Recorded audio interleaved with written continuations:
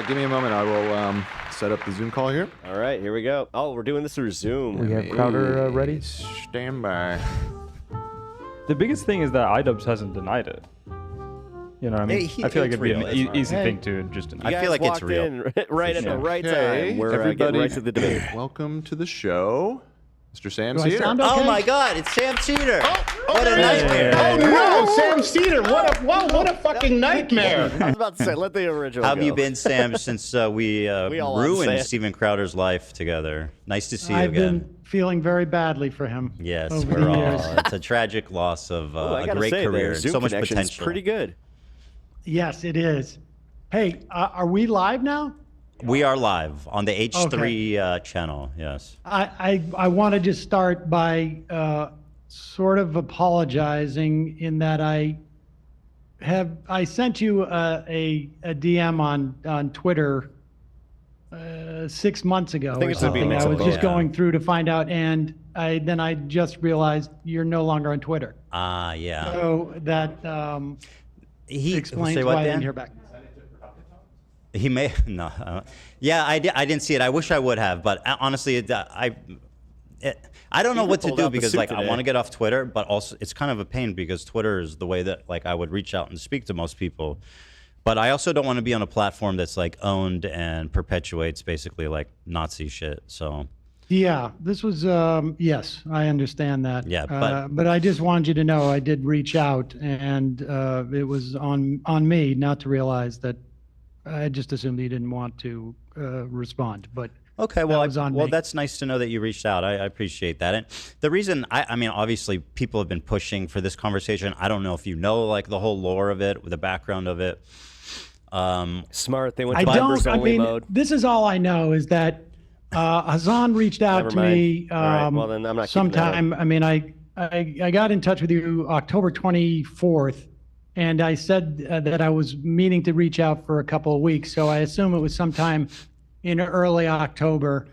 And I Talk about a candidate. I thought we of a were just going to rewatch do video. this Yeah, we'll off, do that. off air. But Here, I'm my gonna try not to do understanding is that you and he were getting into it, and you felt like because he wasn't Jewish, he didn't have a perspective on this. And that's why he suggested that you speak to me. I don't speak for all No. Jews, just to be clear. Right. I speak for As many only people have myself insinuated. as a in any form. Well, whatsoever. Sam, So, allow me to speak for all Jews, if I may, today. Oh God, here we go. please. No, but actually, I mean, that's a total mischaracterization, which is kind of my problem with Hasan, which we can get into if you want. We don't even have to talk about Hasan. But No. basically, what I told him was that I was citing polling data that shows that about 70 to 80% of diaspora Jews have some kind of positive feelings towards the state of Israel. And he was disagreeing with me. And I mean, this is available by polls, readily available by Pew Research just last month, showing that. And I have, I don't know if you agree with that or not. I can pull it up, but 72% of diaspora Jews have some type of at least positive feelings about the state of Israel. I was stating that fact to him, and he was saying that I was wrong. And I said, "Who are you to talk about this?" I did not say that I only listen to Jewish people, which is a little bit of presumptuous and a little No, insane. I don't think that's not what I took him to say. But yeah, I mean, Hasan is that's irrelevant to me. Yeah. I mean, I yeah. think I haven't seen that poll. I've seen ones that have said that they have a connection. They feel a connection, either strong or, Yeah, or yeah. somewhat. Yeah. Which is different than positive per se. So but regardless, I mean, I think if I don't know your upbringing at all, but I mean, certainly No. my upbringing, my Hebrew education was, I would say, 1/3 Holocaust, and I'm older, and so this was in the 70s, 1/3 into the 80s, 1/3 Holocaust, 1/3 Israel, 1/3 Hebrew, like Hebrew and Jewish culture, and I certainly feel a strong connection to Israel, but I wouldn't call it positive these days. Sure. I think what the poll attempts to is basically, if you ask Hasan or a lot of people on the left, I think we should do the Hasan counter. An emotional attachment is the way to describe this. So it's like if you I certainly have an emotional attachment, and it's not. You'd be in the hospital, but it's not. I wouldn't describe it as positive. This isn't the one, is it, Dan? There's the one that shows 73% of diaspora Jews. Anyway, it doesn't really matter. Regardless, basically, I want to flesh out my ideas, my thoughts, because I'm being characterized by Hasan and a lot of his cohorts as being, a Zionist, being pro-Israel, being a Israel apologist, being a genocide supporter, being a baby killer, being married to a baby killer, et cetera, right? My wife is Israeli. I don't know if you know that. So basically, I would like to just take the opportunity to explain my ideas, what I think about Israel, and you can tell me what you think, because apparently I will only listen to other Jewish people. So finally, I can speak to someone whose opinion matters to me. So thank you as the official sanctioned Jewish man, Sam Seder, everybody. 100% Ashkenazi. You ever taken one of those? I haven't, but I'm quite sure I have some Sephardic Jewish ancestry too. So I would mix. That's good. Vilnius and Hungary, I think. Good for you. I think that's always a good thing. My friend, I'm 99.3%. So that's my. That's where my authority comes from. I'll take your word for it. So at any rate, let me start here by showing you a little context. Oh, let me also just say, I got about an hour. Nice. Okay, great. I'll just get into it then. Here it is. Not that it matters, but... See, I knew it. He's got to get home to cook food. Yeah. So let's start here. Let's start with a little icebreaker here. I know we're both fans of Tim Pool, okay? Let's just enjoy this image together. Tim Pool recently at a wedding. And can you see that? Did he get married? Well, I think he's attending a wedding. Okay. And he's very formally dressed, except he's got his beanie. He appears to be wearing a beanie. He couldn't even bedazzle it. I'm aware of his beanie attachment. Yeah. So I don't know. I thought this was a fine look for our good friend Tim Pool. The last wedding I went to, I wore a top hat. Yeah. And so it was awesome. Well, let me ask you this: here. what have you kind of like Discord heard about me? Because I mean, I know that your colleagues have an opinion. I got to be honest with you. I have not heard much. I have the only thing I really saw that came up in any of my mentions on Blue Sky. I'm also on Blue Sky.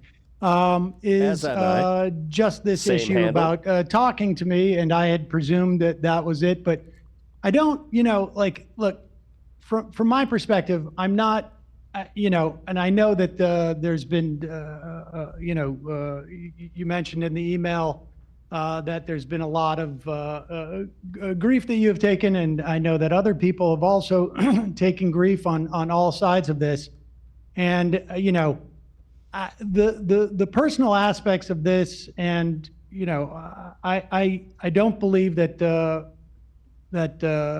people. I don't actively attempt to deplatform people. I don't think people should do that. I don't think people should be swatted, or tried to be fired, or whatever.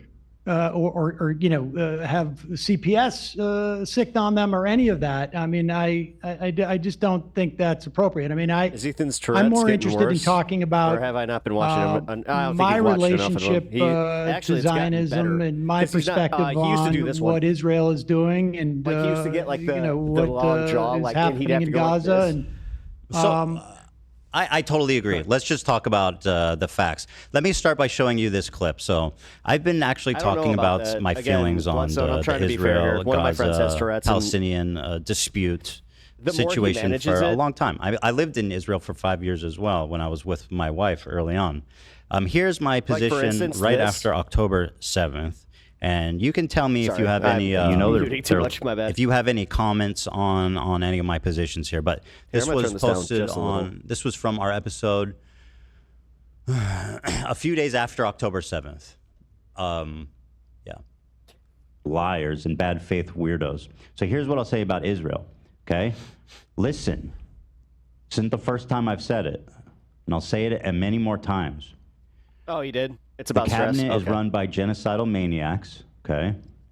They're led by Netanyahu, who should resign in disgrace and go to prison for being a war criminal, okay?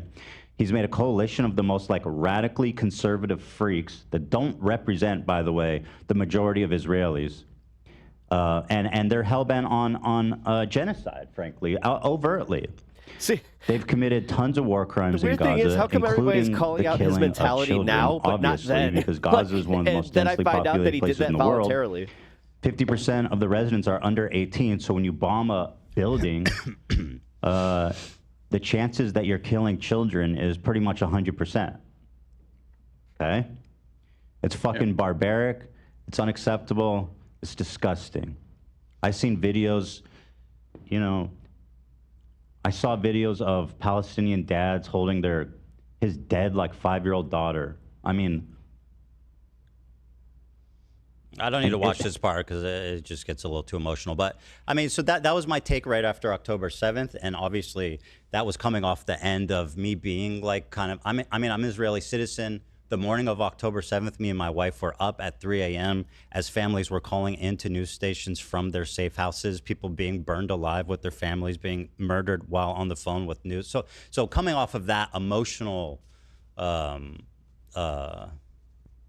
shock, right, was this was my reaction. Now, I don't know if there's something Zionist or pro-Israel I said there, but maybe I don't understand. I mean, I might, I think much of what you said was true. I'm not sure, frankly, if what we've seen Israel do in terms of Gaza is not broadly supported in Israel. I'm not seeing the body politic. I mean, I was doing a lot of interviews with Israeli reporters earlier in 2023 about the protests against what Netanyahu was doing with the judiciary. And there was a question as to whether Israelis would see that this autocracy that Netanyahu was attempting to sort of impose on the country wasn't an extension of what was happening in places like the West Bank and in Gaza in some fashion, and more so the West Bank at that time. And so I think it's hard to make an argument. And look, I would make it's not a perfect analogy as to what's happening in this country, but when you talk about the Israeli population not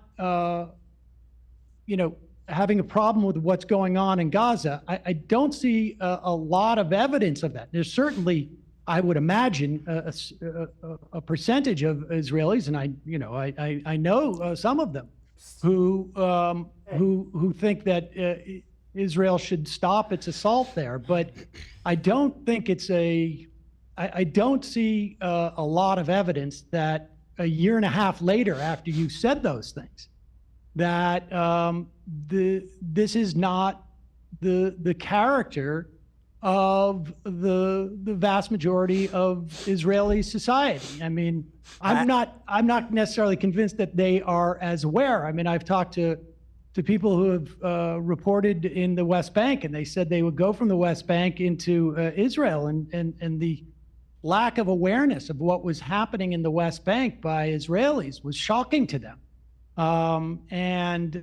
So, I can't say if the Israeli population had a full understanding of what was happening in Gaza, that they wouldn't change their mind. But I don't see a lot of evidence of it. So as you touched on, this was made basically before the war started.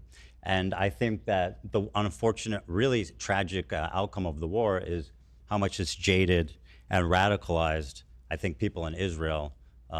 It's really, I think people in Israel feel isolated. They feel the sentiment in Israel is basically that the world wants, the country to disappear. And and obviously, like, that's a much more nuanced conversation, but the feeling there has definitely radicalized a lot since the war started. It's gotten a lot worse. And I think, I think that gets to it to some extent. I mean, you have this wholesale slaughter. I was looking up, we killed in Iraq, depending on what numbers you want to look at, but I think it's safe to say directly hundreds of thousands of people. But even like the number of children that we killed in Iraq, I think has been surpassed by what's happened in Gaza. And I think one of the things that I find shocking is that the sense and look, I experienced this with family members, where the sense that there's a victimization, for instance, let's say on college campus of Jewish students, and I think that to look at what's going on, the totality of what's going on, and to perceive the victims of what's happening here to be the Israeli citizenry or Jews in this country, I think it just blows my mind. I mean, two people can care about two things at once. Why should people? Oh, absolutely. Absolutely. People who are uninvolved in the war, if they're being like victimized in a separate situation because of their Jewish identity, that's a problem, don't you think? Oh, I do, but you can care about two things. You can't be like, oh, these people are ridiculous for caring about anti-Semitism on college campuses because the war's happening. I mean, both we can care about two things. 100%. And obviously, one is way worse, right? One is way worse. But that's the point. I mean, one is way worse than what's happening in Gaza. But who should tolerate being discriminated against based on their identity? You know what I mean? Like, of course, who wouldn't react to that? I don't think that people are. I don't think that people are being victimized. I mean, certainly, listen, anti-Semitism is real. It was real when I was a kid. There was many times I had pennies thrown at me growing up and playing basketball. I mean, there was a lot of. I've experienced anti-Semitism, but I would put it in the context of like you're a parent, I'm a parent. If my kid is going through something very difficult, it's obviously difficult for me, but it's more difficult for them. And it's a question of prioritizing these things. You can have two thoughts in your head at the same time, but to center oneself, Marcus Kane, thank you. Or to perceive that one's victimization is sufficient to ignore the I got to stop you because I don't think I don't know who's doing that. Well, I just said, like, here we go. You just presented as the Israeli population feels like they're isolated and this and that. There's two different separate conversations. There's like the American Jewry who's like, I have nothing to do with that place.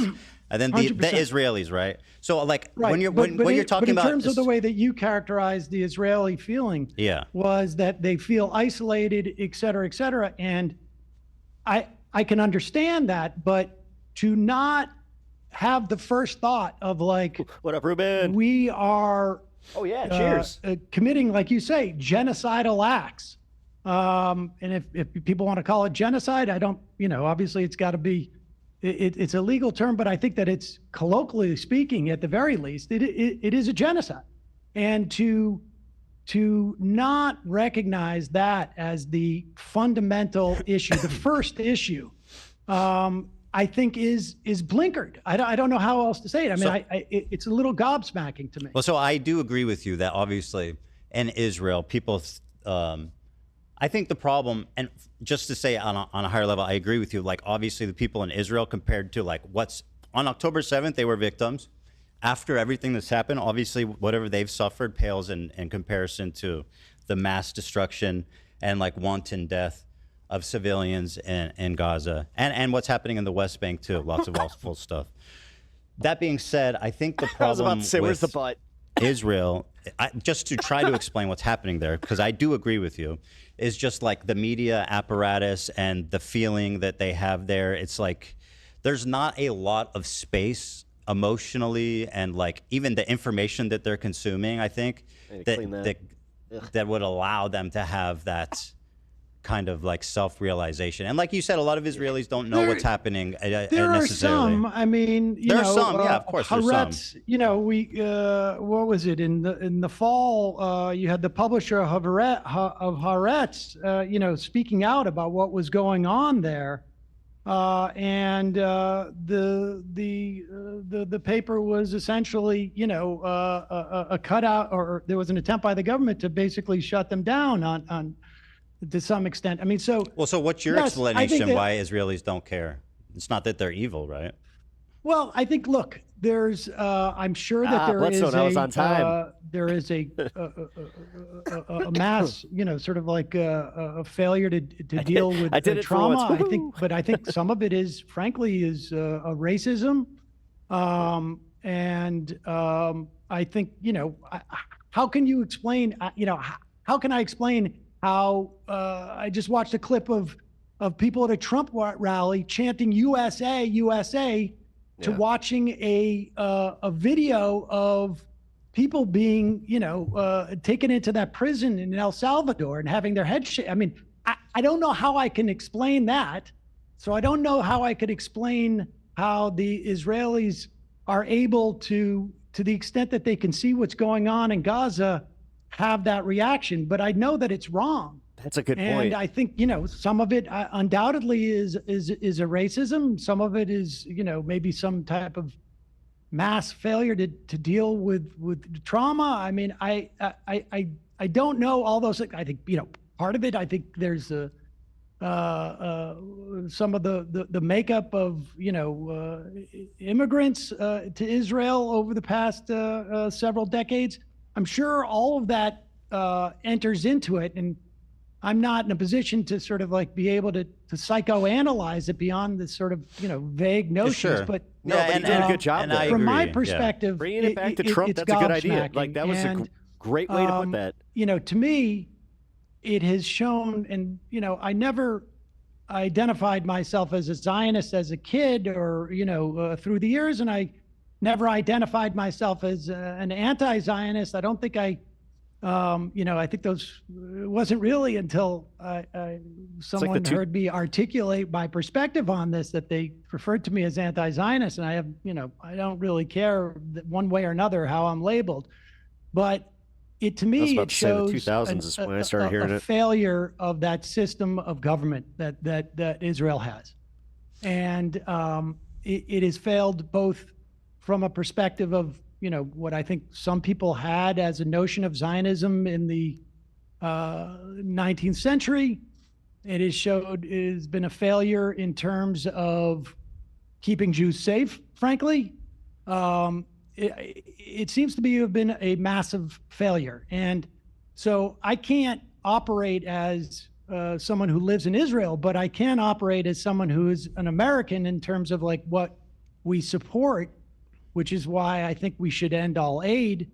And as a Jew who sees my religion being used as what I perceive as a fig leaf for what Israelis or, you know, Zionists are doing. And so, I mean, that's where I'm coming from with this, that I don't know if there is a psychological state that can justify this. In fact, I don't think there is. And so, you know, it's just an attempt to understand, not justify. Because I mean, it is what it is, right? Like it is the way that it is, and so that's for a reason. And it's just trying to explain it. That's all. I agree with everything you're saying.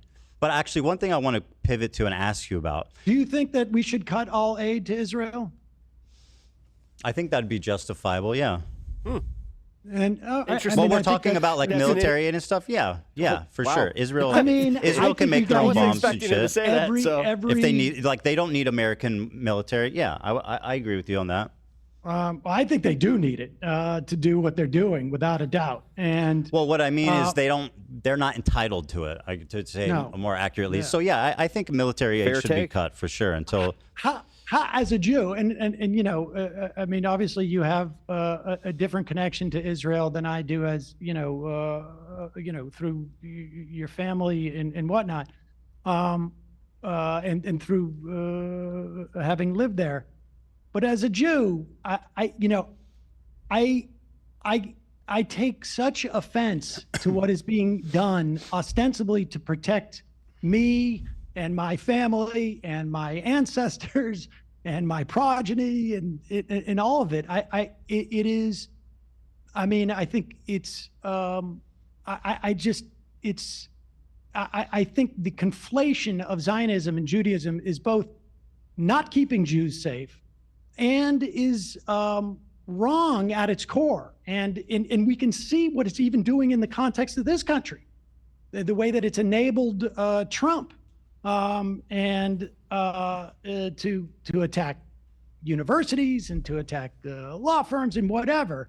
And so I don't know. And if you agree with that, great. If not, I'm happy to discuss it with you. Yeah, no, I mean, I agree with everything you're saying. And part of the reason why, like, this chasm started between me and, you know, Hasan is very influential. So when he decides that somebody is an enemy of the movement for criticizing him, which is what I perceive happened, then it kind of becomes reality. For example, one of my criticisms of his is him not supporting Kamala Harris. Now, would she have stopped the war and been like a perfect dove? I don't know, but I know she would have been better than Trump. I know that for sure. Trump's posting like this insane Riviera, Gaza, the Riviera with Trump hotels. I mean, that's and like he's sending the 20-pound bombs.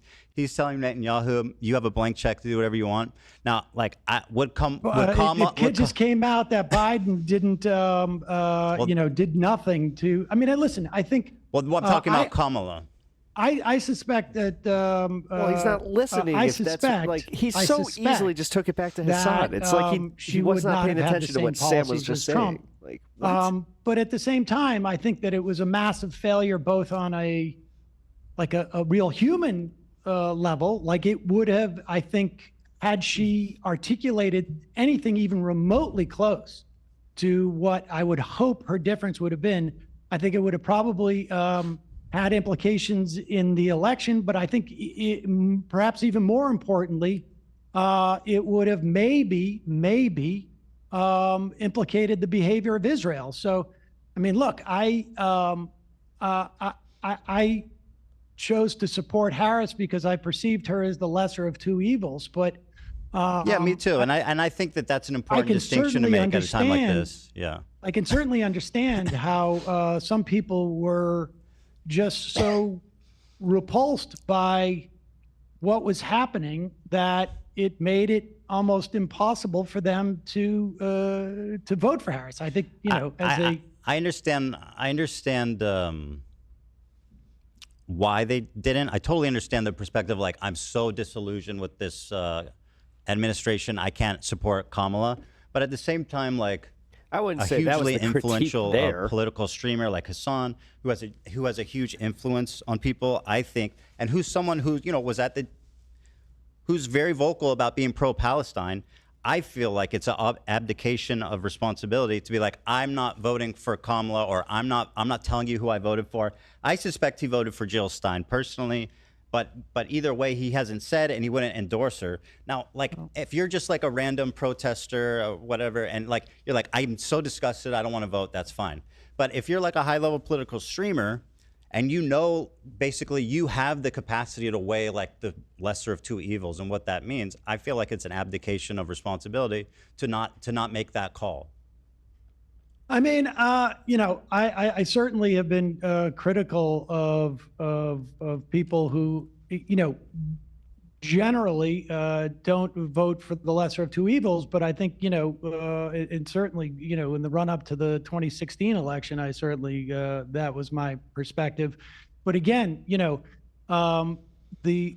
what the Biden administration was doing was so horrific that her inability to signal that there would be any change, I think sometimes you have to take this at face value. And I think there would be certainly, definitely other things. You would not be assaulting the government like Trump is.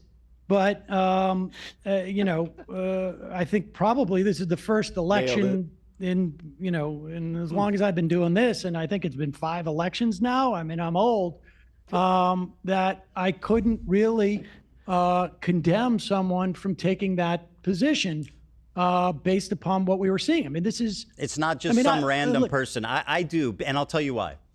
Kamala Harris wanted a ceasefire. She stated that. Trump said, finish them. I mean, let's be honest. Like, for someone Biden like Hasan, said, I want to ceasefire. I'm not voting for too, Biden. I'm not talking about Biden. No, I understand, but we found out that Biden, in fact, did nothing to and this bring is a that straw about. man argument because it's assuming that you can talk Hasan about Biden. I'm talking about Kamala Harris. I don't think he did. What she said. I mean, well, she's the vice president. I mean, at the end of the day, she doesn't really do that much, right? No. But I'm talking about the candidate. Biden, as a president, said he wanted a ceasefire. She, as a candidate, said, I want a ceasefire. Well, do you not? But even if you're like, I don't know how much I trust them. One's like, I want a ceasefire, and the other one is like, finish them. Well, listen, I think it was certainly obvious to me that Trump was going to be worse. But I think, like, if you're trying to get the candidate to show some indication of this, I can understand. I mean, I wouldn't do it. I would disagree with it. But yeah, I get your point too. Like, ultimately, I understand why people wouldn't want to support them because of what they've seen, and like that, it feels like it feels like it also shows a tremendous amount of just like electoral malfeasance on her part. I mean, they made an active choice. And I think, you could have put that Palestinian lawmaker from Georgia on stage. They made an active choice to signal to whomever they were signaling that they weren't going to do anything. Now, I happen to believe that she would have been better on this than Trump, but they were making an active choice to do that. I mean, it was really electoral malfeasance on her part, in my opinion. But I don't know what the point of litigating this is per se, but well, we're talking about kind of my criticisms of Hasan and how this schism started. Well, let me show you this. I don't care because he honestly, let me show you this. This is more. I honestly. Yeah, you don't care. I know. I don't care. I don't. And why should you? I don't blame you. We talked about anti-Semitism, and you think that I don't want to put words in your mouth. You're trying to rope him in where it doesn't. But you seem to have conveyed that, compared to the destruction and everything happening. Just when he was starting to come around, then he just the loss of life in Gaza, the so humanitarian crisis in Gaza. He just cannot get over this. Obviously, that's way more important. So let me show you an example of something. And again, I know you don't care about the drama. To me, this isn't drama. This is one of the biggest, most influential streamers. Spreading something that I think is really dangerous. Enough with your fucking framing that. Like, it's a short clip, but I'll show it to you, and you tell me what you think. This will never happen, but in a totally just world, any kind of you called it. Regardless of your background, any kind of fucking Zionist tendency should be treated in the same way as being a fucking rabid neo-Nazi. You should have put a bet out there. And you shouldn't even let someone be the fucking local dog catcher as Felix was posting if they've ever exhibited any sort of like positive feelings about the state of Israel. I'm so serious about this. Now, by the way, he didn't misspeak. He doubled down on it yesterday. He said, no, I agree. That's what I think.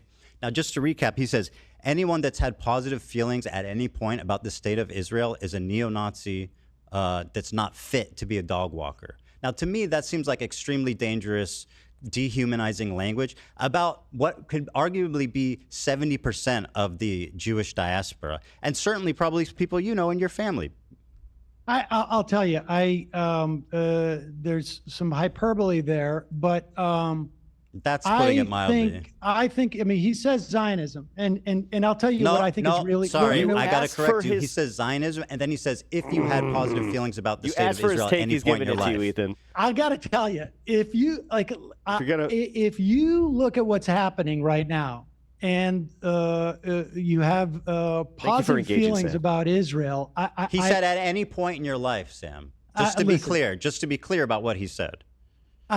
Would I have said at any point in his life, someone's life? But I just think this is such a petty, like the idea that we're going to police. Hold on, let me respond. You want me to respond to this? No, I don't. Like I say, I don't care about this. But if you're going to force me to respond to it, what Israel is doing right now is so far beyond the idea that someone says any time in your life or not or whatnot. He's talking about Zionism. I win. And frankly, I think it's very difficult for me to understand how someone could have positive feelings at this time. Now, you want to say in the past and what? Okay. Yeah. Like I say, I will grant you at any time in your life that is too broad a step. But wait, let me finish. Yeah.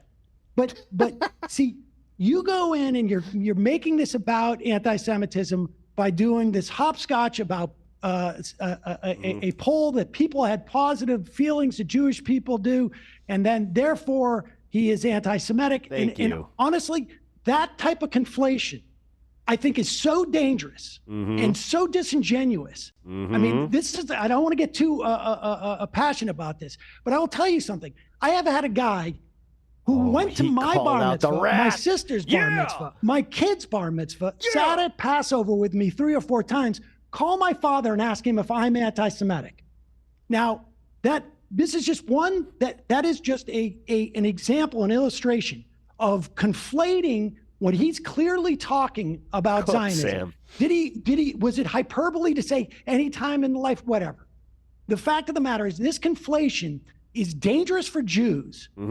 It is a fig leaf and a way of weaponizing anti-Semitism that has enabled Donald Trump to do the shit he's doing, that has enabled the slaughter of thousands upon thousands of children and women and men. And a division on the left. It is not keeping Israelis safe. No. And this type of conflation, Ethan, is what I find far more irresponsible, frankly, than the idea that he said positive any time. I mean, look, you do a show Sam, 4 hours a day. He does a show 5 or, as far as I could tell, 15 hours a day. Is it coming? And to focus in on that is he about to crash out tiny and go? clause. This is not one tiny clip, Sam. Well, you don't know. This is a totality of behavior. But you wanted and by to the bring way, this it's easy. up. And I appreciate that you can hand wave it away and say that it doesn't. No, I'm not hand waving it away. Well, you kind of are. I'm saying this. You're saying conflation. It doesn't. You're saying actually I'm wrong for caring about it. Listen. No, yes. In fact, I'm saying this conflation is incredibly dangerous. It is disingenuous. I think it's dangerous right now, to ignore what's being described as dehumanizing violent language for American Jews. You thought Uncle was nothing to do with the that word. Now he's getting fucking taught. Mischaracterization of that. It's not. He's not fit to be a dog walker. No. He never says the word Jews. He says a neo.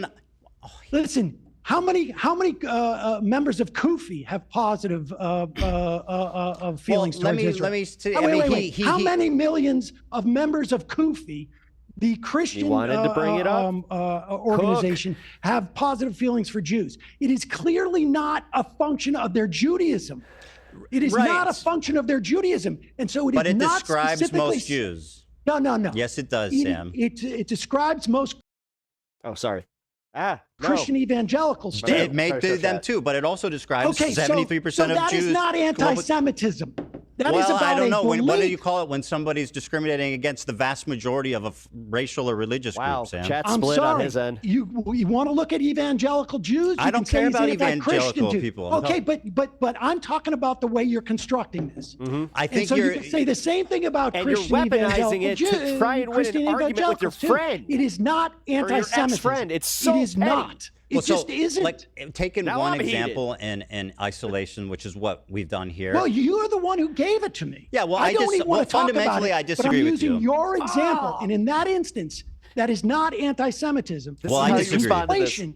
Okay, well, that's our disagreement. Yeah. But I think that conflation is incredibly dangerous. Well, I disagree as well. For Jews, I think it's dangerous for this society. I think, frankly, I think it's dangerous to what I perceive as hand waving what is happening here. I know you said you aren't doing I'm that. not hand waving. You're doing the opposite. You're endorsing decades of thought about this. So right, sure. But the point is, you're saying that this is not dangerous. How dare you care about this? Him? I think it's dangerous No, I'm not saying that at all. I personally, I mean, I'm Jewish saying people the have a collective memory of trauma, it Sam, and it anti-Semitism. starts a certain way. And it Everybody starts with hydrate. people. It starts with dehumanizing language, like saying you're not fit to walk a dog. I mean, what are we He's doing not talking here? about It's Jews. irresponsible language. He's not talking He's about talking Jews. about God, how can you see 73% that of Jewish point people. not see how You what said you're doing that. is No, that's a irresponsible? poll that's readily available. No, you made that connection. Yeah. He did not. Because we have millions upon millions of members of Kufi. We have millions upon millions in this country of evangelicals who also believe the same thing. Does your dad and have? You cannot say it's could you anti-Semitism. could you You describe cannot your? say it's anti-Semitism. No. If you're also including millions upon millions, far more Christians Evangelicals, than Jews. Christian evangelicals. They Would are you the most say Zionist that people in America. your father, who you mentioned, said something to you that he's ever in his life had positive feelings about the state of Israel? I've had positive feelings of Israel. Well, does your dad have any positive feelings about it now?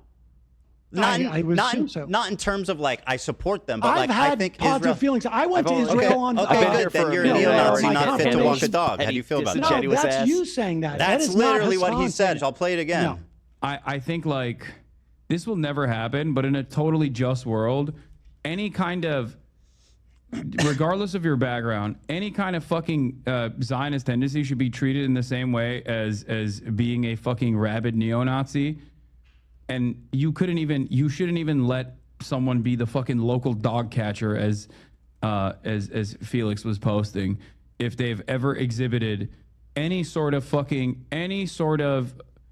like positive feelings about the state of Israel. I'm so serious about this. Another thing he's doing, by the way, and Hasan does this. Listen, he you plays can say around that with the that's a term wrong thing to do. Zionist, right? You can say that's a wrong thing to say, but he's not talking about Jews. He's talking about people Regardless who of your have background, kinda exhibited cooks these Ethan's whole positive claim here. feelings, Yeah. and that includes millions upon millions of Christians. More Christians. Okay, well, listen, than I don't think Jews they're exist in the neo-Nazis, world. not fit to walk dogs, either. I think it's insane language. Listen, you don't want to tell me that you have never engaged in hyperbole. Yeah. You and I both are in this It's not business, just and we do that. Yeah, you're right. You're right. I just think that Holy shit! We listen, you can say I it's just think inappropriate that, like, thing to say. It's an unfair thing I to just say. think like but Arabs it's that not support Israel aren't anti-Semitism. fit to walk a dog. It is not God. anti-Semitism. Okay, Dude, I well, just we're at an squeezed my impasse on hand this one. so hard Yeah, that so I I mean- like popped my finger. But anyway, another thing he does is he says Zionist tendencies, and he's someone that plays around with Zionism. He calls me a Zionist, and again, I know we're arguing here about semantics of what Hasan said, but I don't think that you could accurately characterize me as that, as it's used colloquially. You don't know, right? But he's saying Zionist Elaborate, tendencies. honeybee. What does that mean? Why does he suck? What's a What Zionist is- tendency? I don't know. Yeah. You're going to talk to him on Friday. You can ask him what a Zionist tendency is. I Sure. suppose I would guess, and like I've looked at polls too, where people have various different understandings of what not Zionism is, but I think it is my guess. Protection of Israel. And I don't know to what he bring was about thinking the specifically, apocalypse. but That's how I see it. The notion of an ethno-state that engages and it allows whatever in the name of Zionism allows for this mass slaughter, I think is horrific. Sure. If that me were the too. case, he had better production value. Okay. Come on now. I mean, then I think we the three of us agree on that regard. Yeah, I think we're so. Another thing Or is like he'd to buy take it new shirts. even further. I mean, Hasan pretty much openly for real, Let's supports not talk Hamas. about Shirts with Hasan. grease Let's talk stains. about this. Sure. I mean, Let's what do you just want? talk What do you want to ask Well, me? I mean, if you want to ask me about, I mean, Well, let me. don't I have any. I'm not here to explore. Yeah. I have a list of things Feelings that. but if you want to talk about Hamas, I mean, Yeah. I think look. Well, how do you feel about Hamas? I mean, He just throws it out there. I feel that Hamas, people can perceive it as a liberation organization. We call them terrorists in this country. We call the What ANC do you think about terrorists. them, Sam? Listen, I think there are parts, I would imagine, of Hamas that have done good for the people in Gaza, and I think they have done bad things. But I sort of feel, I guess, ultimately probably like Ehud Barak when he said that were I Palestinian and I was living in Gaza, Exactly. that it would be likely that I would join Hamas. I mean, that's what Ehud Barak said on multiple occasions. And I think that is very, that is a, it's not. This isn't a drama fest to say anything against Hasan. You're not affording Israelis, by the way. And that's what Ethan wants. Like he just wants to be like, oh look, Hasan said you're not. things. You're like, I refuse to understand human nature and their reaction. It's just evil. Well, he's commenting on the actual substance. I didn't use the word evil. Right. I'm inferring because I asked you if you think they're evil, and you didn't really answer that. Listen, I don't know what Gazans felt on October 8th, but toward Hamas. But I can tell you that we have there is a long history of terrorist organizations or so-called terrorist organizations like the ANC or the IRA. Even the PLO, now, Sam, that ultimately become a political organization. I think the comparison to Hamas to what happened in South Africa is insanely disingenuous. And I personally hate when people do that. I mean, Mandela didn't think so. Well, Mandela did think so. He explicitly stated that he avoided committing violence on the citizenry because it would make reunification impossible. That's something he said. Right-wing Mandela is going through right now. By the way, Sam, in the totality of their campaign, I think under 200 civilians died. And the people who did kill civilians were almost all held accountable for what they did. That's a difference, Sam. Well, I mean, I can tell you that a significant difference. Well, it is a significant difference. I mean, I imagine many of those people who committed atrocities on October 7th are dead now. And so what does that have to do with anything? Well, that's accountability. Being killed? Okay. But I mean, being held accountable by the party that they're presumably doing the violence on behalf. Like, but you're saying the entire ANC was held accountable? No, I was saying Nelson Mandela's party, if someone killed a civilian, they would hold them accountable. They would charge them. He takes more waste. They would disavow their actions. The ANC did. Yes. I actually said that his tics were kind of like calming down because he used to do the one where like he would lock up. Well, but, yeah, I guess he has the more IRA now. was bombing places in England and throughout Ireland. I mean, we have even the Irgun or the Stern gang. Say, yeah. Like, when they killed, over 100 villagers in 1948. On drugs? No, he has Tourette's. History is full of examples of organizations that commit terrorist acts. Well, now, I will tell you, people look at South Africa. I do not condone the killing of civilians, which is why obviously I'm upset about what Israel is doing. Sure. The part that I don't like about people say, I feel like people sweep for Hamas by saying, like, what do you expect, right? But the truth is that people use South Africa as an example, but what South Africa shows is that you don't need to commit a violent war against civilians to liberate yourself.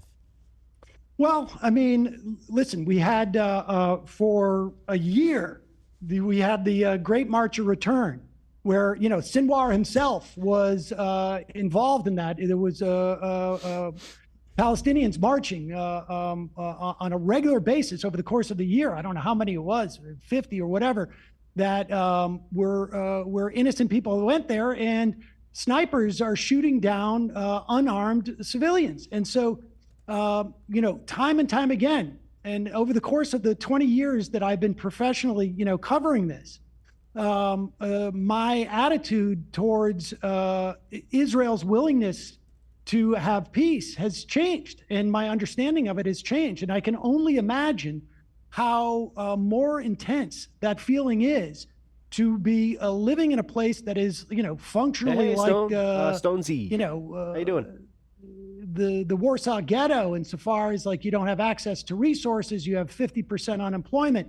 The apartheid that is taking place in terms of the West Bank. I mean, I agree with those characterizations. I can't imagine what I would. Okay, but I can't imagine that my response wouldn't be to pick up a weapon. Okay. I mean, I don't know. It's not really working out. Well, none of it's working out, is it? I mean, not much at all. Greatest, not really much at all. What is called the greatest attack on Israelis in 75 years. Man, the notion of Zionism and the way that Israel is organized as a society is not protecting Jews. Well, it's not protecting Israelis. It's not protecting Jews worldwide. It is. There may have been a time where Zionism had and there were certainly proponents of Zionism in the early 20th century, in the late, perhaps late 19th century, where there was a notion of a multi-ethnic democracy that fell by the wayside. Folks like Hannah Arendt and Einstein, left the Zionist Congress, and what it has evolved into is, I think, a nightmare for everyone involved. And so, I don't know how I would react in that type of immiseration, frankly. Well, can I ask you? But again, Ehud Barak said that he would pick up a weapon were he one of them, and that's fine. He's far closer to the conflict than I am. I'm not saying I don't understand why people pick up weapons, right? So let me ask you this: what do you think about October 7th attack? Then what was the point of even starting that? What do I think about it? Yeah, I mean, it was horrific. And this was like a military action by Hamas to what end? I mean, I suspect. I mean, I don't know what the strategy was. I mean, they attacked 2 military bases. I don't know if they were aware of that the dance. The Nova rave. Yeah, I don't know if they knew that rave was happening. I suspect it was to derail the Abraham Accords, which were going to leave the Palestinians out of the equation, where an authoritarian you leave out that they attacked Kibbutzim, by the way. No, yes, of course they did, but I'm saying that they. I'm Jewish, so I don't know what the strategy was on their part. So what do you think? Would you expect the response of Israel would be to that? I had no doubt on that day that Israel was going to respond. Go insane. Right? It was going to be horrific. I kind of remember what Sam said. He's just like, this is going to be really bad as far as retaliation. The lack of proportionality was just beyond, frankly, and I was aware that this was going to be a horror show, but I don't think I had the level of awareness of what they would do to go in and literally level it, destroy what is it, 90% of the structures in Palestine, bomb hospitals, that they would use. Well, Hamas did know that because that's why they attacked. Food as a weapon. I'm more interested in the justification for what they're doing. Probably took hostages with the idea that they would be able to negotiate. I understand why they took hostages. I don't understand why they took children and elderly. I believe that they probably. I mean, this is all conjecture on my part, that they would be able to trade them as a way to inhibit Israel's doing what they're doing. And I don't know if they could have even imagined that. I'm not going to endorse Hamas's strategy here. Well, I'm just trying to flesh it out here because this is flesh it out, or are you trying to what I'm get getting him to to is say Hamas, that he I think they knew that this was the reaction that would happen.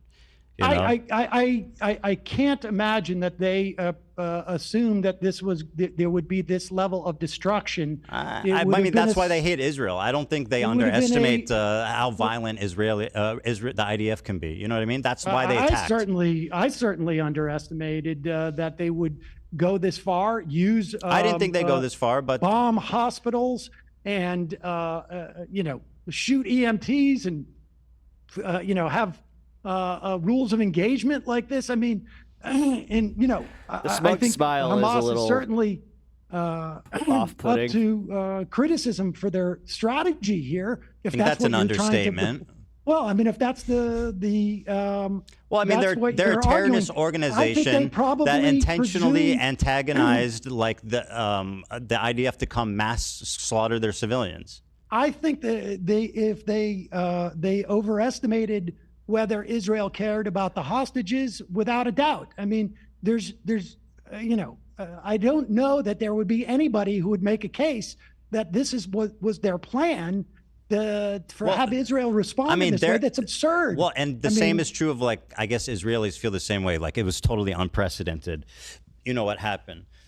So maybe they didn't think that their mission would be as successful as it was. On the other hand, I have no doubt that they did not think that they would that they would have been able to overrun that. I mean, I think we were told that the technology of Israel's fence, et cetera, Sam been on defense the whole time. Perfect and something we should emulate in this country. I mean, Trump was all talking about that.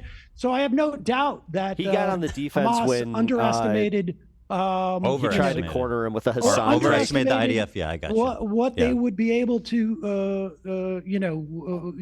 what kind of destruction they would wreak, and they underestimated the violence that Israel would perpetrate on Gaza. I don't know that anyone could have imagined that Israel would have engaged in this level of destruction and immiseration and bombing churches and bombing hospitals and blowing up universities and destroying the infrastructure. I mean, it's almost beyond belief. So one thing that when I was talking to Hasan, and I'm just going to talk about his point. This is about him personally.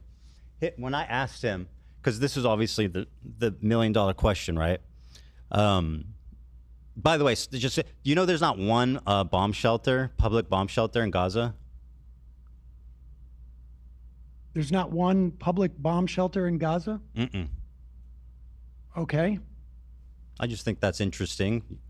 It's pretty fucked up, don't you think? Do I think it's fucked up? Was it the smile? I caught it again. I'm not sure. I understand the point. Like, well, I mean, do you think anything would be standing anymore? Well, bomb shelters are underground. I mean, they would definitely be a lot safer. I've seen what happened to tunnels under hospitals. Your statement is, so you say there were tunnels under hospitals. Israel built the ones under the first one that they went into. They built it when they were occupying Gaza. Are you right? That's true of that one. But I mean, they have a vast tunnel network. The US obviously, as everybody knows. Bomb shelters. But I don't care. I don't want to get into the weeds on this. The $1 million question is like, what can we do? Now, it's obviously insanely difficult as Americans, to say. I think we can stop aid immediately. I mean, obviously, it's not going to happen under Trump. I'm in favor of that, by the way. Okay. I mean, good. I mean, I think we should call for all aid to be ceased, and I think we should stop protecting them in the UN. What should have Israel done on October 8th, I guess? Like, what would have been an appropriate response for their government? I mean, without saying not this. I guess you're right. What should they have done on October 8th? I mean, I think that there is they're hitting strategic sites to attempt to take out leadership. They should have, but let's talk. The leadership was underground. Yeah, to look at that, that moment in history, like maybe it was. I disagree because they had to do something.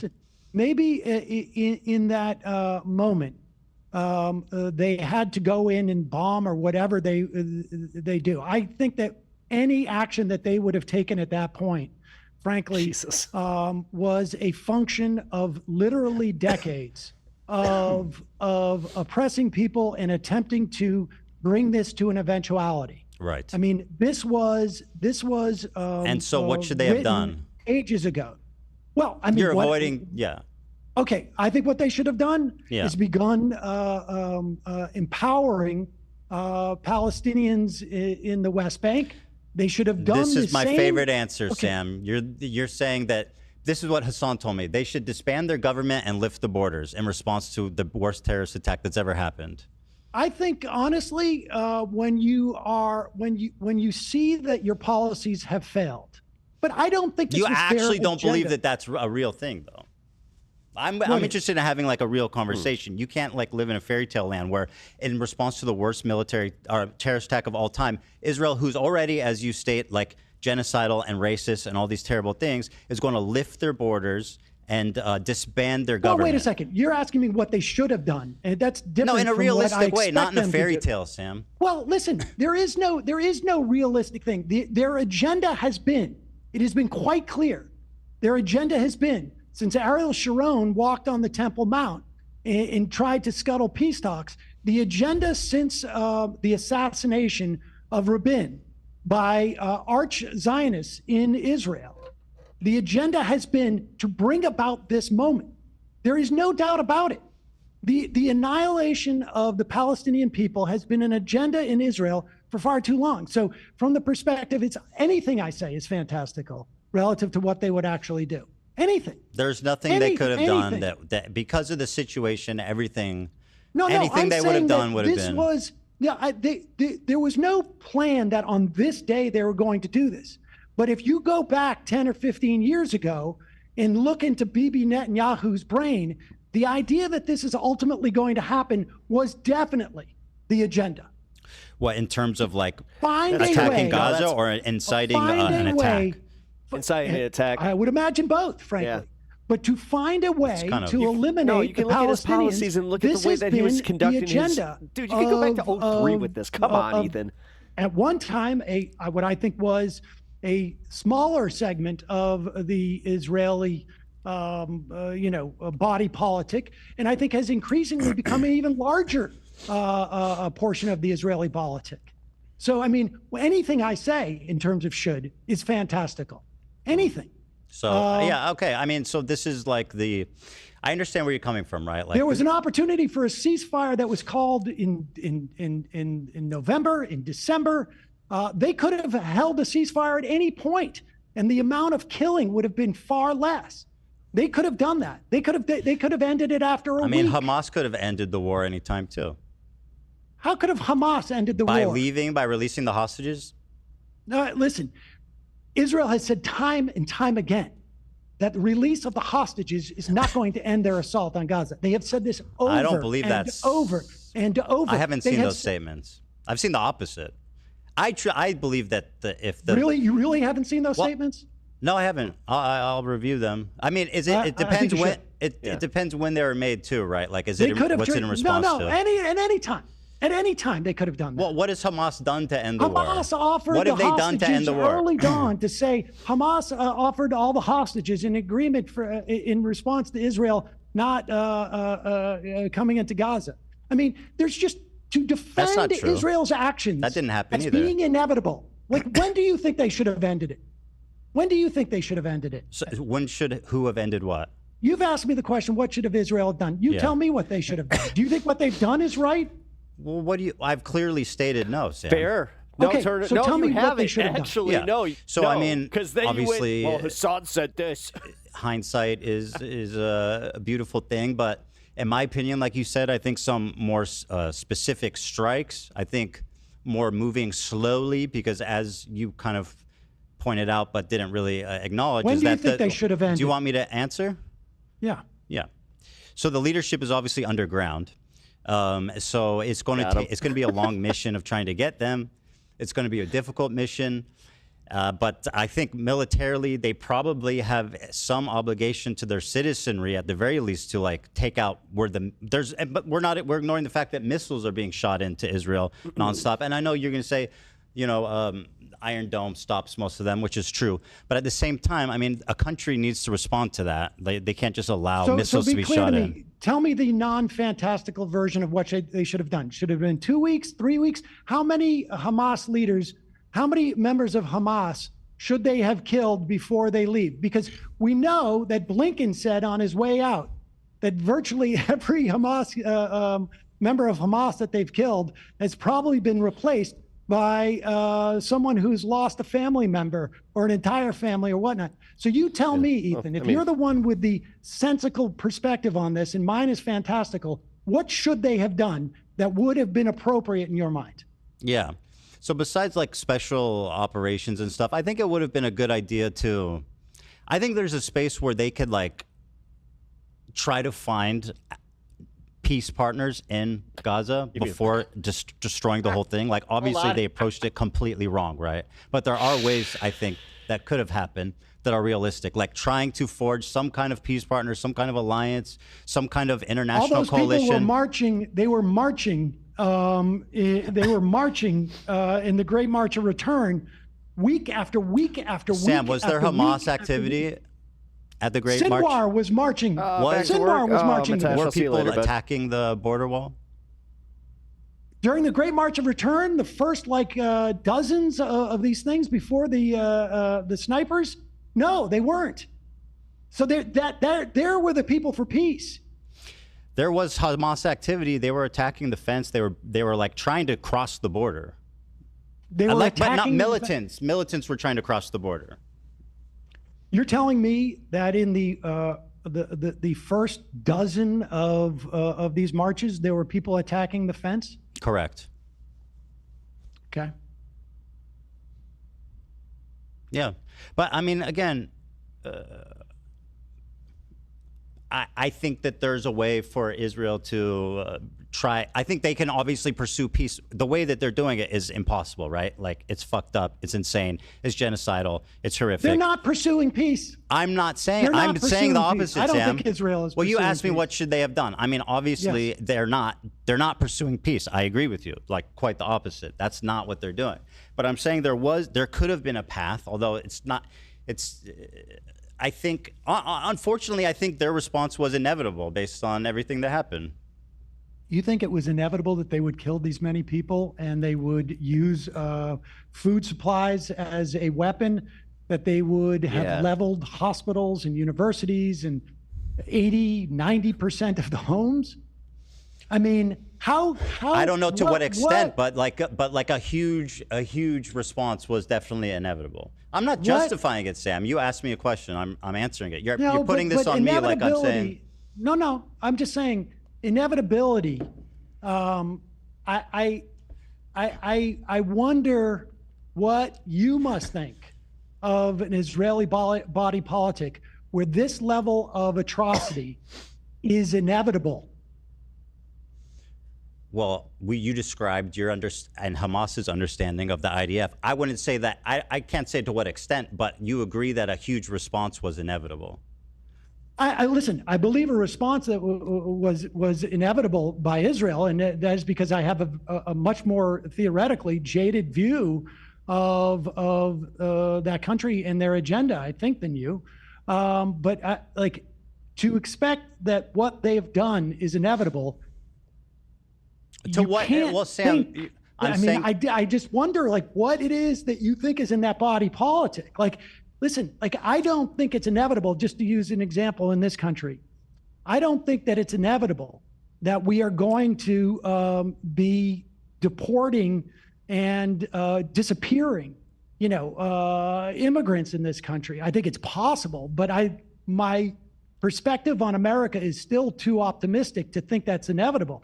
I can't even imagine what I would think would be inevitable. And I think, listen, our invasion of Iraq and the complete lack of caring and the only thing that would even mitigate that is there were no images coming out of Iraq, or very few, and certainly I was exposing them more than the American population writ large. But to perceive what we did in Iraq as inevitable.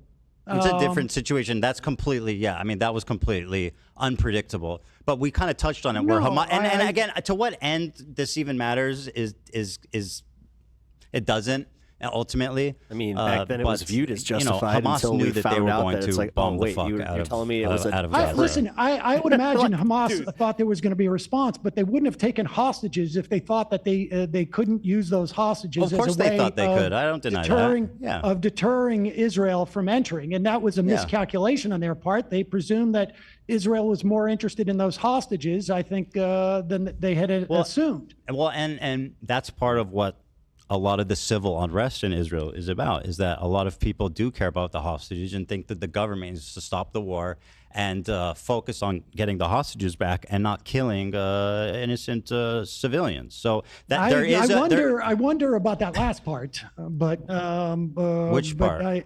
The part about the killing of innocent civilians. I mean, you know, I think that I said that's what they're doing.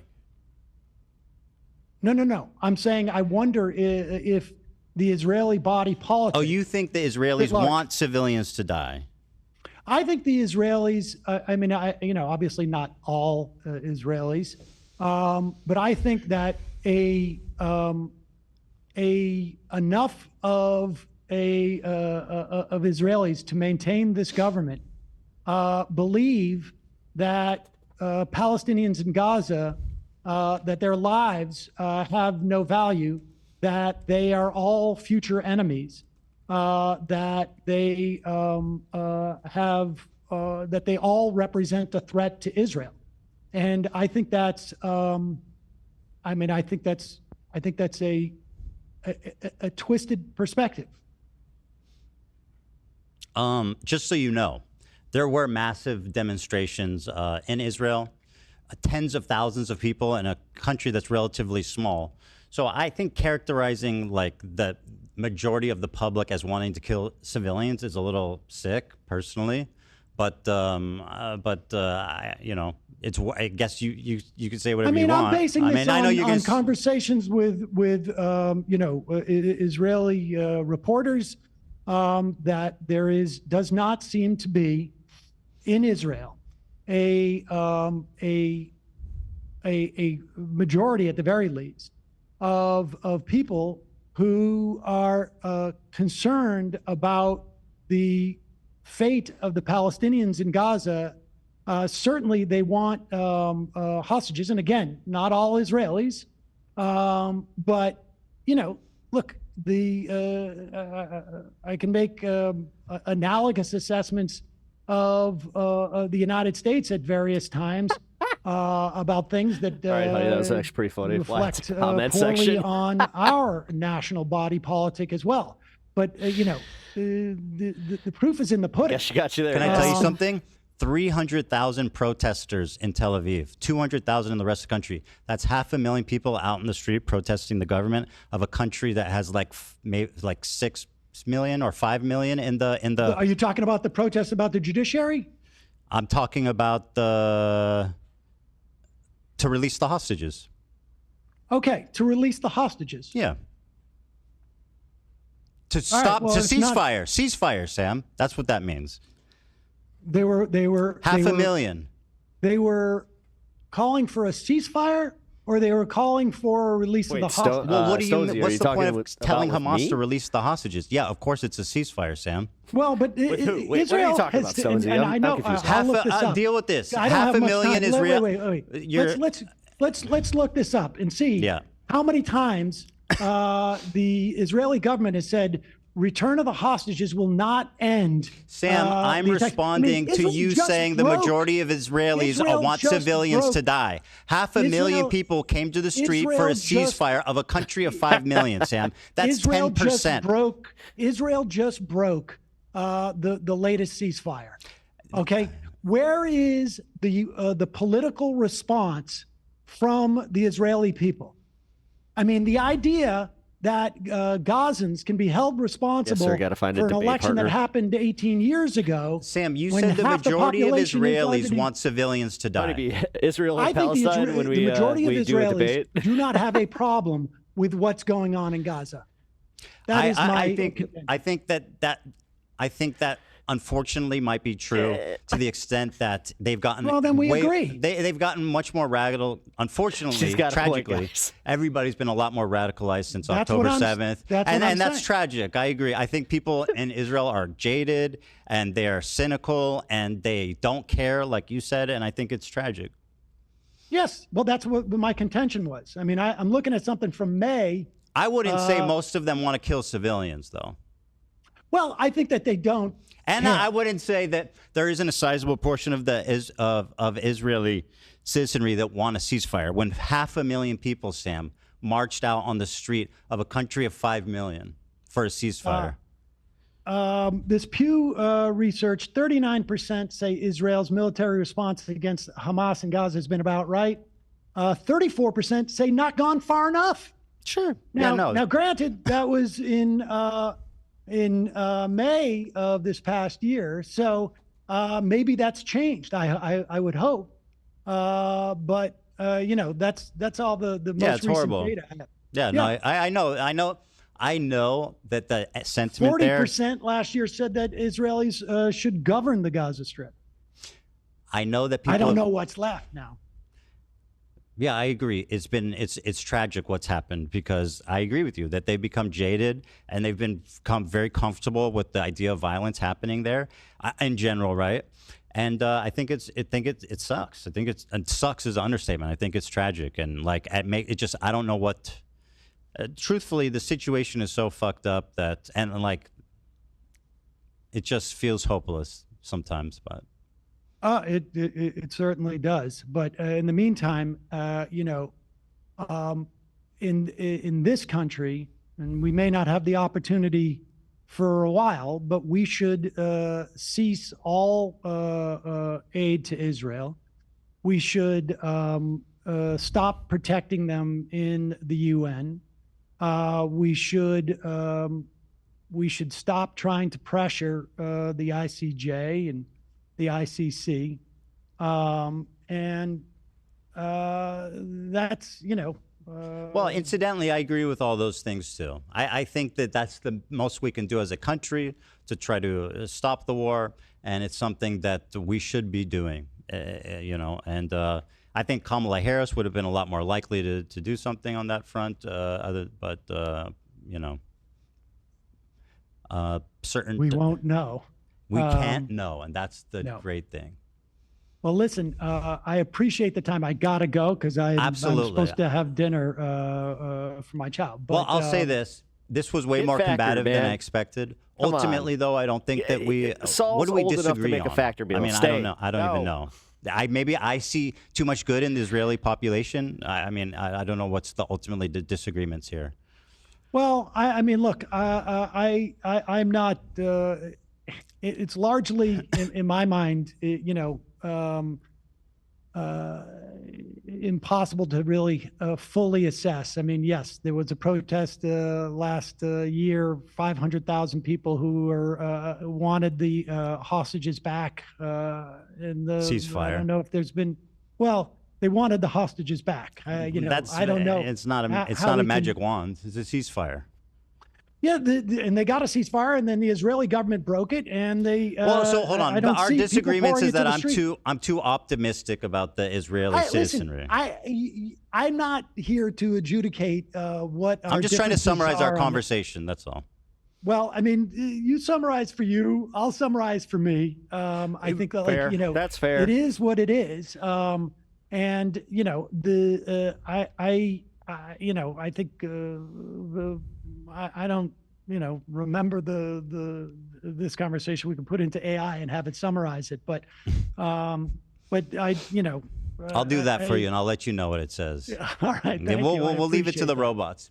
Okay. Sam, I do appreciate you calling in. I do value your input on all this, and I appreciate the conversation. I think it's good to have conversations like this, like open and honest, even if they're combative.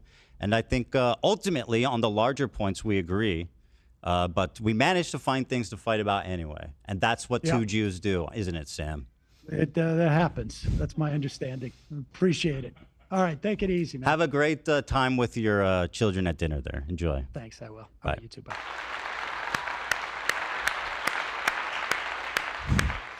That was way different than I thought it was going to be. Oh! But okay. I thought it was interesting. I called that. I enjoyed that as a watcher. Was I owned?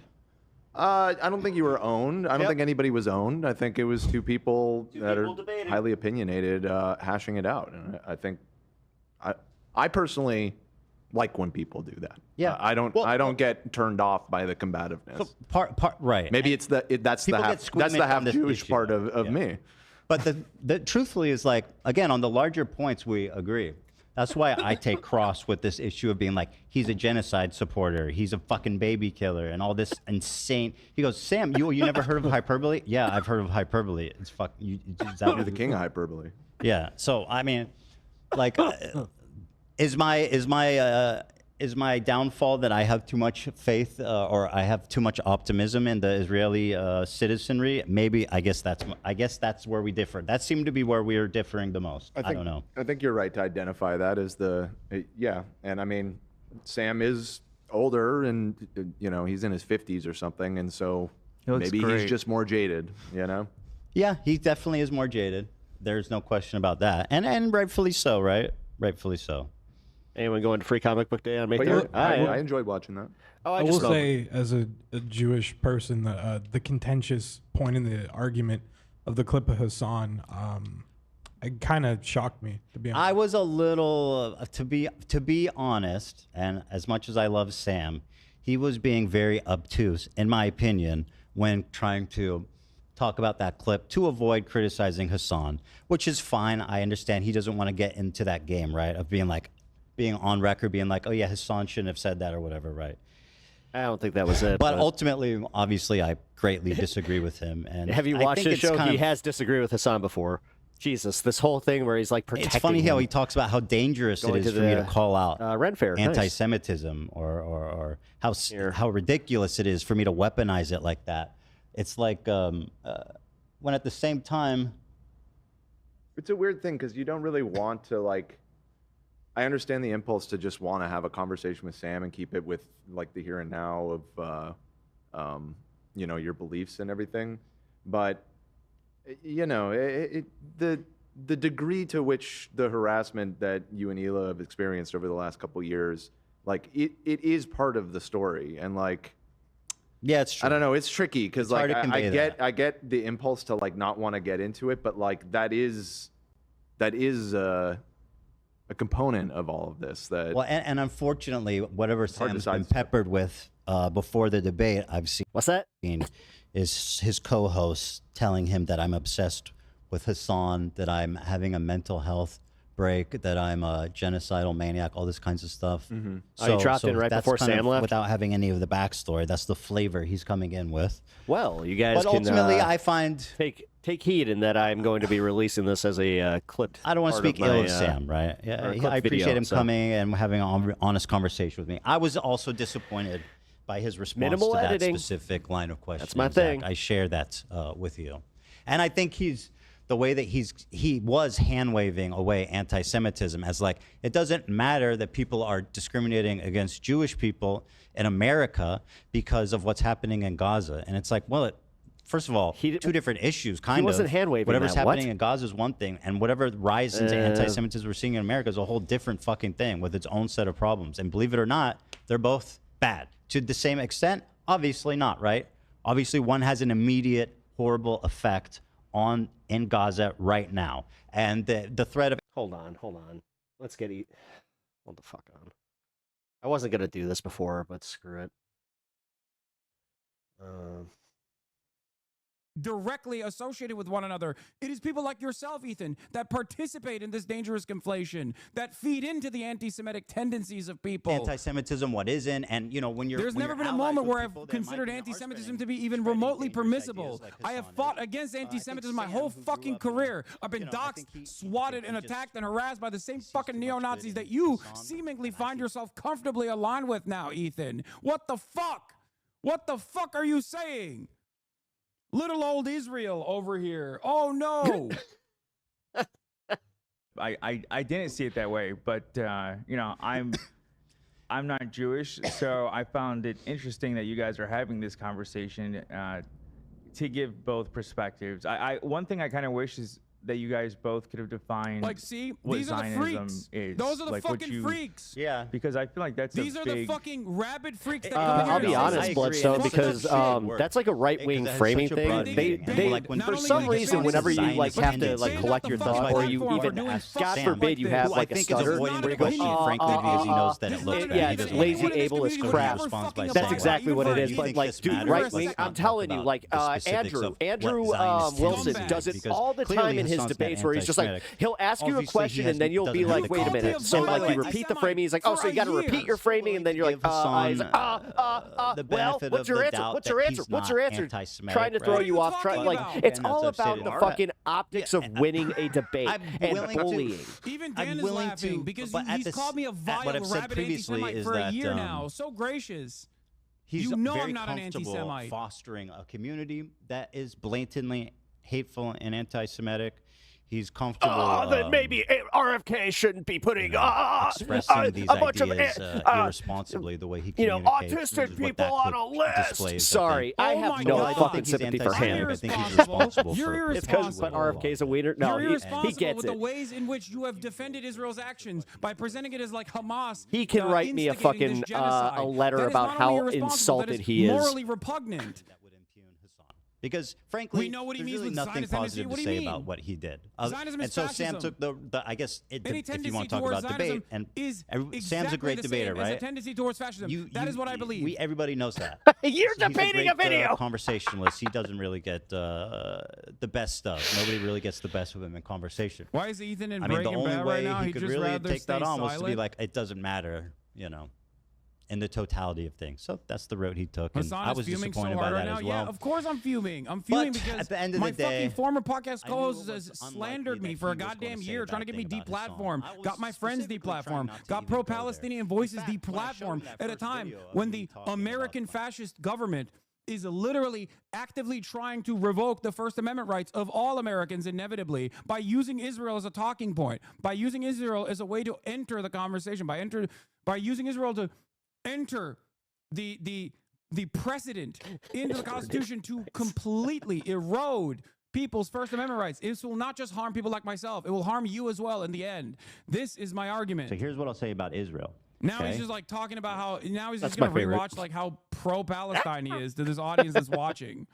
Of course I'm going to fucking fume. The reason why I'm fuming is because he is doing Hasbara. The reason why I'm fuming is because even in his he tried to use this as an opportunity, thinking that he was going to actually agree with Sam Seder, that Sam Seder was going to be like, oh, wow, it seems like you're super pro-Palestine. Why are people calling you anti-Palestine? It seems like you might be getting attacked by anti-Semites. That's what he thought was going to happen, so he could use that clip on fucking Friday. That was his big smoking gun, okay?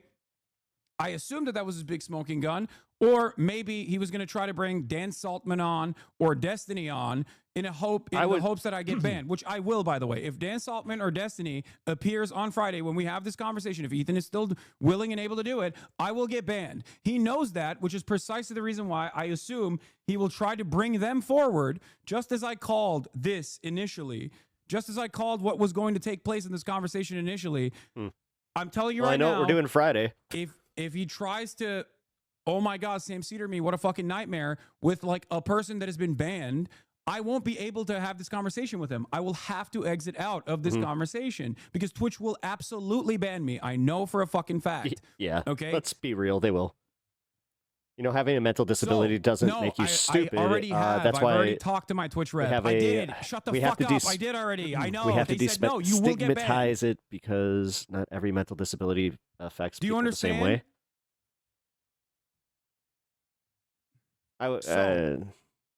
For that reason. Yeah. Okay. For that reason. There's nothing disagreeable with what you just said. Some fuck shit I like just that, had to read. I I was like, assume what? this was a two-parter. Okay, this was a two-parter. I suspect that he was initially going to try to get any clip that shows Sam Seder agreeing with him to be like, see, your ordained designated Jew agrees with me, or something along those lines, and then be like, why do you call me pro-Israel? Okay, that's what he thought he was going to be able to get. It didn't happen. So now I assume his second smoking gun is to probably bring up like Destiny or Dan Saltman with the hopes that I get banned. Because if I don't back out of that conversation, I get banned. If I back out of that conversation when that happens, he will go, oh, you ran away from Destiny. You're so scared. You're just like Steven Crowder. And that's the problem. Okay? He is going to try to present it. Or you could just have the backup where you have a YouTube channel. Like, I understand, like, not wanting to separate, but come on. That he's going to try to pull some shtick because he knows that he can't have this real conversation with me.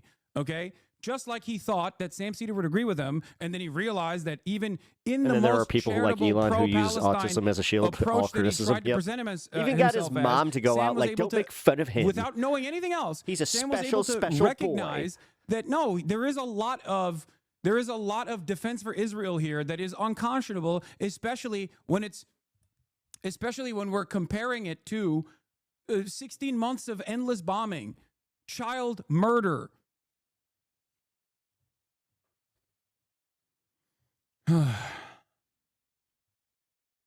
Back to it.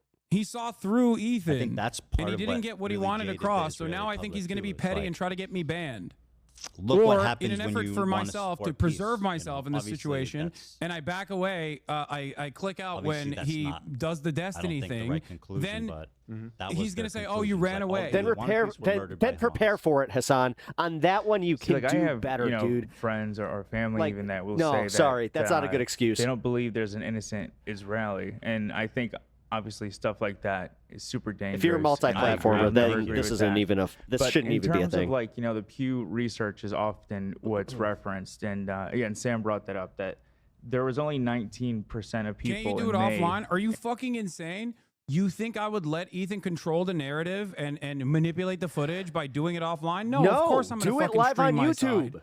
Why would I do that? Because he can't What are you bring guys TOS on talking YouTube. about? What the fuck is he going to get you banned No, for? dual streaming the YouTube is not the same, okay? And I can't get permission from the CEO. Contrary to what people think, Dan does not fucking listen to my demands, okay? That's not a thing. They've already explained that I will get banned. Do they want to end the war? Our man's here to save our souls, guys. I think this is. I mean, yeah, it's disturbing. You know what I mean? But yeah, he said Hamas could have ended the war if they released the Israelis are hostages. divided Hamas did over the country's offer to military release all response. hostages. Percent Hamas who says say it will release all Israel's civilian military hostages response against Hamas if in Gaza IDF has stops gone too strikes. far. That was on October 17, about right. 2023. This is from the Not Jerusalem gone far Post, enough, by which the is way. crazy, right? So That's understand, when he says all of these things about Israel, he doesn't know what the fuck he's talking about. He's just not knowledgeable on this. This is the unfortunate reality, okay? In the most charitable estimation of the past year, if I'm making the most charitable assessment that is like literally impossibly charitable here, he simply doesn't know what he's talking about, and he has people in his ear that's constantly fucking feeding him wrong information, and he's just regurgitating that because it pairs perfectly with his narcissistic tendencies.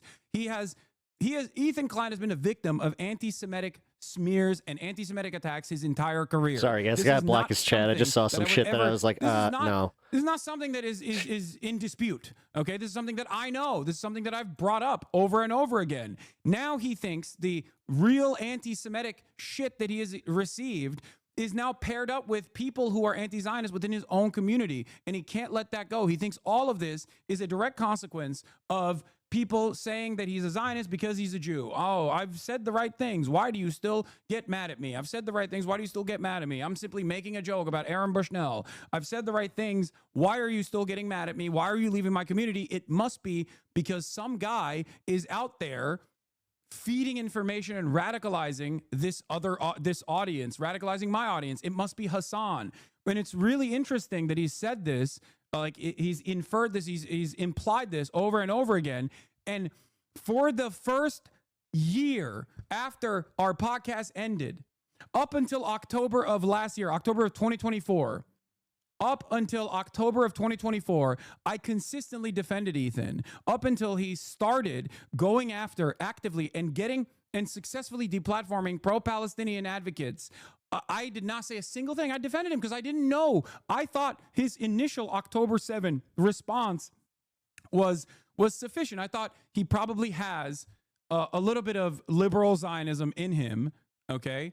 But he is amenable. He is someone who has a heart. He is open-minded. I paused it at the point where we can get Ethan's full response, I believe, breakdown from what he thought happened. But I wanted to get Hasan's take. He was not open-minded to this position at all. I thought I could move him from having like a squishy liberal Zionist position to basically someone who was an anti-Zionist.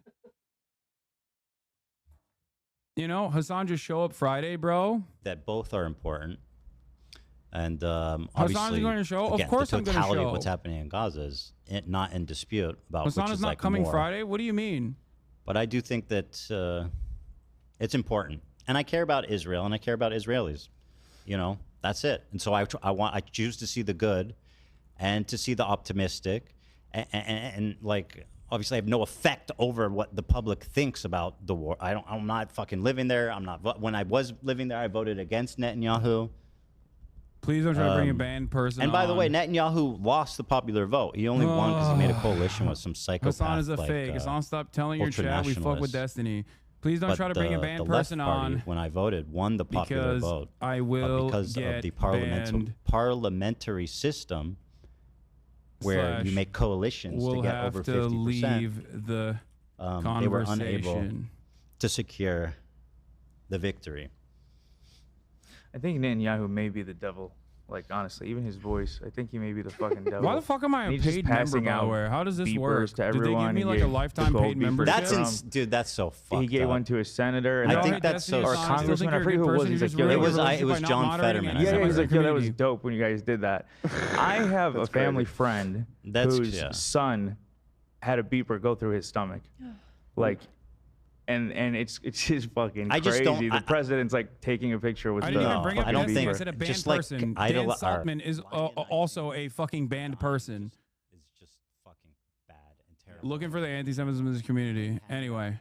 Those beepers was like nauseating. Like, what are you doing? Look at this. Look at these fucking freaks. Was on party with a Diddy at a brothel? What the fuck is this statement, dude? These people are brain broken. Yeah, he is. You're right. He is. But ultimately, I think that's ultimately where. How about Boner Box? I mean, I don't care about that. He's not banned, so who gives a shit? I assume he will. I don't think he's gonna have this conversation with me directly. Okay, I don't think he's gonna have this conversation with me directly. I think he's gonna try and desperately bring someone else on to either get me banned, or to have this conversation in his stead. Because he knows because that's not going to make him look good, and then on top of it, he is going to anticipate this, like from you. Will not go the way he wants it to. Yeah. Every time they claim there's anti-Semitism in the community, they're always conflating it with and referencing anti-Zionism. I know. Hasan is pathetically typing in our chat again. Wait, what do you mean? I can talk now or Friday. I don't care. Up to you. Please don't try to bring a banned bro, don't worry. I'm not doing that. You're afraid I'm going to bring on Destiny? That's stupid. I'm not going to do that. Stop. See? I promise you, Hasan. It's not just Destiny. It's Dan Saltman as well. He's in also fact, the banned. people here will not allow me to bring on Destiny. I like that. I actually like this juxtaposition. I can't. I got it out. Because we actually get to see where it's like, no, see, Hasan is being a little bit of a butthead here. I will get banned if he brings on Sam Hyde or Dan Saltman. Shut up! Or He's Destiny, no, dude. I will get banned instantly. Okay? You think he's gonna try and get you banned from Twitter or from Twitch? And you I really didn't even name Destiny in that. The reason why I said don't bring a banned person on was because I don't want him to bring any banned person on and do some fuck shit to try to get me banned. Okay. No, honestly, this is kind of, I'm going to just go out on a limb. If this was Ethan, he'd be like, see, Ethan's already trying to get out of the debate. He's already trying to get out of the debate. Come on, polling, man. I was wrong saying that support for a two-state solution was at a high. It looks like. I'm not saying he's not right about what would happen to him. I'm saying that Ethan isn't going to do that. Throughout the 2010s. Because the thing is, that would look bad on me. Like, that would make Ethan look 20 times worse, and he knows it. And it's not just to leftists or anybody like. Anyway, all right. Everybody would be we're done with this that. portion of the broadcast. We're going to get back to the real news now. All right. Well, then we are done with your portion of that broadcast, and we're going to go back to the response from Ethan. Anti-Semitism is an amorphous, nebulous thing that's like hard to measure and hard to say. And Jews, our whole life in America, people call it the golden age of Judaism is this time, the past, 50, 60, 70 years in America for Jewish people. Mm-hmm. We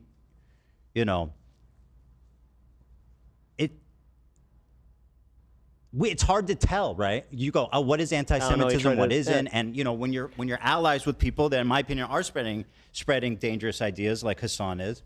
I think Sam. Honestly, I mean, I'm going to be fair here. I think that it's kind of a tactic for Hasan to be like, I didn't do it because I wanted to protect my channel. Israeli population, And then hey, he's who's doing to the say same thing who's where right? he's just like, I'm see, right. it's to preemptive. Like, Yeah, like stop. Oh, there he is.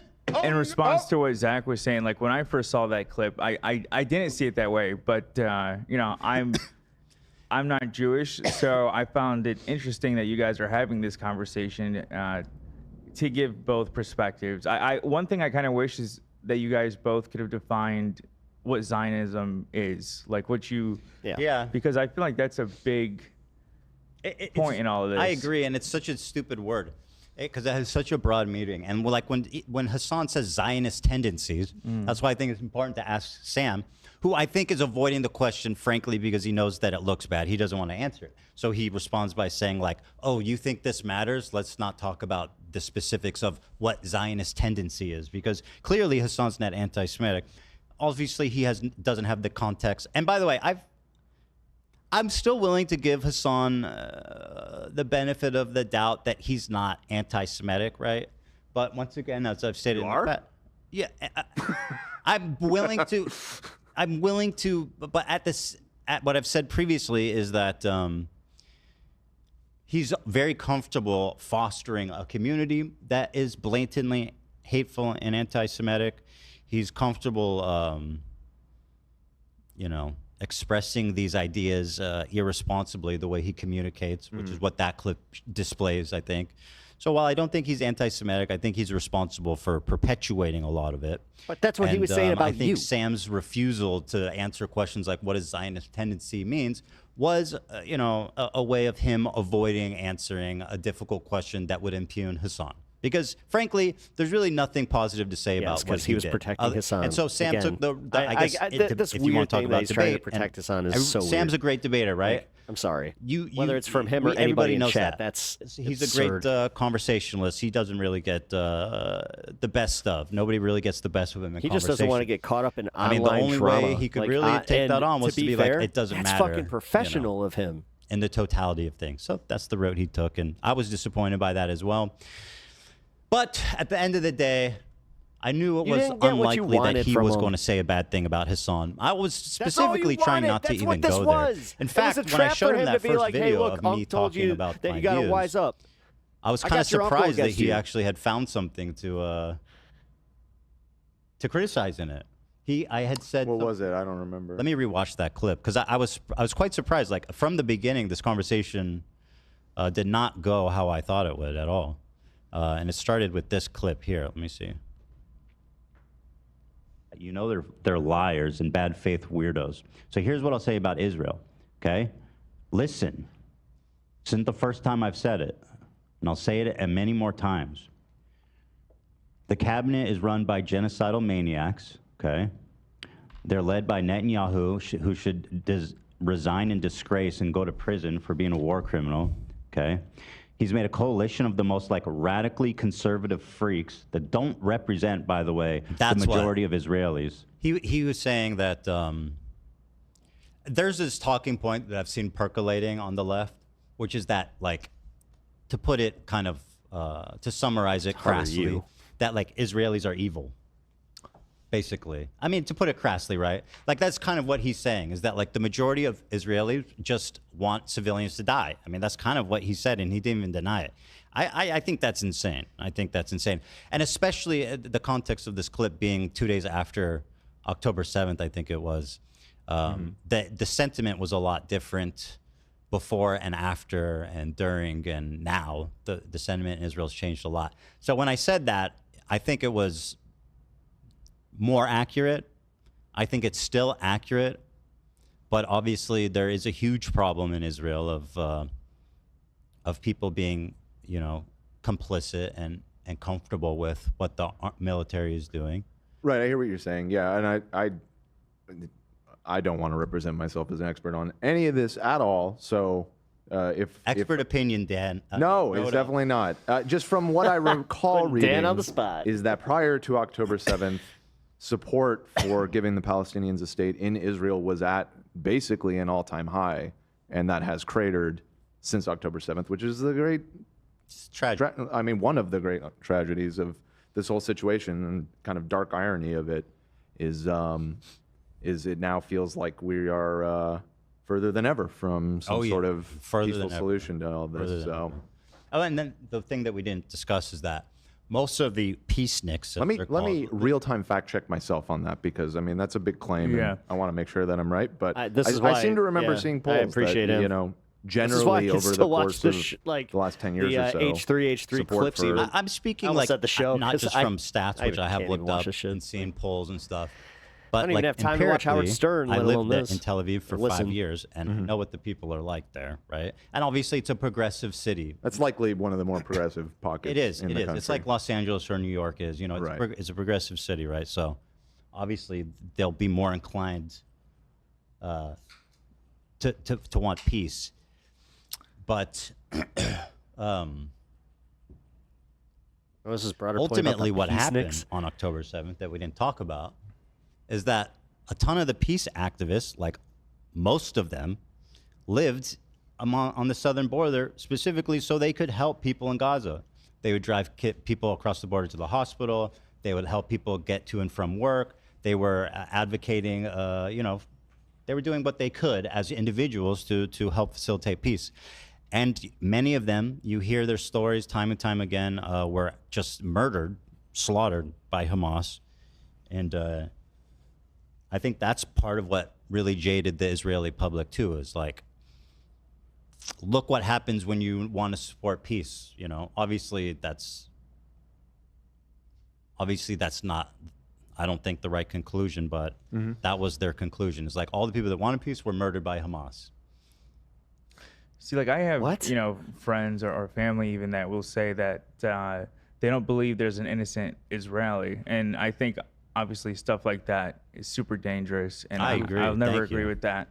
But but he was saying the same thing to you about how you doing the same type of conflation there. Sam brought that up, that there was only 19% of people in May in Israel from the poll who thought that it went too far. And I got to see that poll. Yeah, that was from May? Yeah, it was from May 2024. This is often referenced. It's a little old, but I don't know if that's changed. Let's see. Well, it's May tomorrow, so it's basically a year old, right? Yeah. I think, like, I totally agree that the public is way too comfortable and complicit in all this. I think the question of do they want to end the war, I think this is I mean, yeah, it's disturbing, you know what I mean? But let me see what this says. Israelis are divided over the country's military response. Percent who say Israel's military response against Hamas in Gaza has gone too far, been about right, not gone far enough, which is crazy, right? That's crazy. These are the radicals for sure. I think people who are like, yeah, it's been about right. It's more like, again, I'm maybe, people will say I'm being too optimistic. I see that as like, we've done enough, and like we've done everything we can do. Yeah, but at that point in May, like they've already done so much. Well, I'm saying the people are saying, yeah, right. Like ideally, looking at it objectively, you would say uncomfortable. It's gone too far. But to be charitable, I think a lot of people who are saying it's been about right are trying to say that the war should end. We've done the right amount of it, and let's just end the war. I mean, not gone far enough. 34% is fucking bananas, obviously. Like percentage who will say Israel will blank in achieving its goals in the war. Definitely fail, probably succeed, definitely succeed, 40%. So I mean, people in Israel have faith that they'll succeed. I don't even know. That same one from back in May? This is from March 3rd to April 4th, 24. 2024. Okay, got it. Yeah. I don't know where the war was or what it was happening back then. I think that might have been during the time of like the hot war. Yeah, I'm not which sure. I think tensions were even more peaked at that time. I don't know. Yeah, I mean, it's disturbing. I don't deny that. But I also despise the way that, Sam talks about the, I don't see it being productive being like Israelis are evil. I don't see the point of saying that. He didn't say that. Like, and it's like, well, what do you want to do about shit, it? He didn't say that at all. The majority of Israelis want civilians to die. Oh my God, he really is brain fucking broken. Like, why dude, do they think that? He didn't get what he wanted, so now he's just like, well, I don't know, conflating everything that Sam said.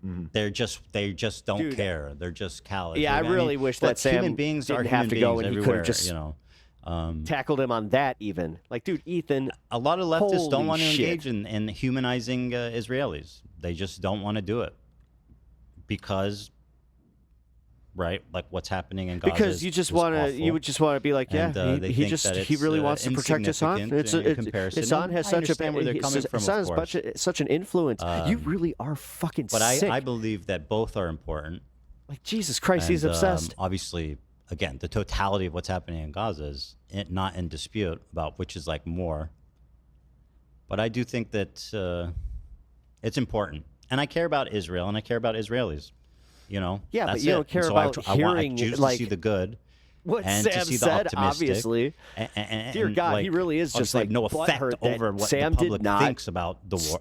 I'm not fucking he living there. When I was living there, I voted against Netanyahu. Prop clipping. You didn't get the prop clip.